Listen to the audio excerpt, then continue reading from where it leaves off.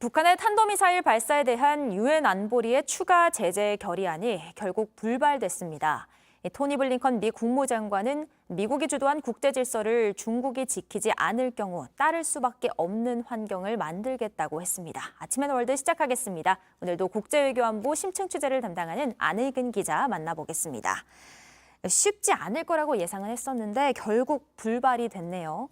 네, 유엔 안보리는 엊그제 북한의 탄도미사일 발사에 대한 이 추가 제재 결의안 표결을 조금 전 했는데요. 결의안에는 북한의 유류 수입 상한선을 줄이는 내용 등을 담고 있었습니다. 그러나 안보리 15개 상임 이사국 중 13개 나라가 찬성을 했지만 상임 이사국인 중국과 러시아가 거부권을 행사하면서 추가 제재의 결의안 채택에는 실패했습니다. 앞서 장쥔 주 유엔 중국 대사는 기자들과 만나 추가 제재가 현 상황에서 도움이 되지 않고 단지 상황을 훨씬 더 악화시킬 수 있다며 부정적 입장을 표시했습니다. 중국 정부는 일찌감치 추가 제재가 북한과의 대화와 협상에 도움이 안 된다며 반대하고 나섰는데요. 이런 가운데 북한은 통상 미사일을 발사한 뒤 다음 날 미사일 발사가 성공했다며 자세한 재원 등을 밝혀왔는데요. 이번에는 코로나 방역 상황을 고려했는지 아니면 전략적 은밀성을 유지하기 위한 것인지 발사 내용을 전혀 보도하지 않고 있습니다. 그러게요. 이 발사 내용 어떤 미사일을 쐈는지 이런 것들이 나와야 되는데 안 나와서 저도 좀 궁금해하고 있었습니다. 그런데 이런 가운데 블링컨 미 국무장관은 바이든 정부의 강경한 이 중국에 대한 정책 키워드를 제시했어요. 네, 지난 주말 바이든 대통령의 우리나라와 일본 방문 때 1라운드를 치렀던 미국과 중국이 2라운드에 들어간 양상인데요. 블링컨 장관은 조지 워싱턴 대학 연설을 통해 종합적인 대중국 전략을 내놨습니다. 바이든 정부 출범 16개월 만입니다. 들어보겠습니다.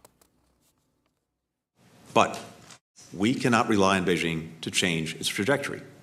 So, we will shape the strategic environment around Beijing to advance our vision for an open, inclusive international system. 국제 무대에서 중국이 법과 원칙의 혜택을 받아 성장을 했는데도 불구하고 이를 훼손한다면 지킬 수밖에 없도록 하겠다는 겁니다. 중국에 대한 노골적인 비판도 했습니다. Under President Xi, the ruling Chinese Communist Party has become more repressive at home and more aggressive abroad.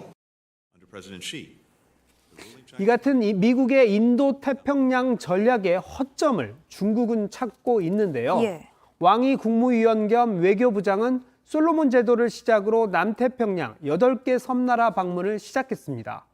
왕 부장은 마넬레 솔로몬 제도 외교 대외무역 장관과 만나서 힘이 닿는 대로 모든 도움을 제공할 것이라고 했습니다. 소가발의 솔로몬 제도 총리는 하나의 중국 원칙을 인정한다고 화답했습니다. 미국과 중국의 갈등이 점점 커지고 그래서 또 안보리 대북 제재도 갈수록 어려워지는 것 같습니다. 마지막 소식도 알려주시죠. 네, 방탄소년단 BTS 소식인데요. 다음 주 백악관에서 바이든 대통령을 만납니다. 백악관은 아시아계와 하와이 원주민, 태평양제도 주민 유산의 달을 맞아 바이든 대통령이 현지 시간 31일 BTS를 만나 아시안 증오범죄 문제를 논의한다고 밝혔습니다.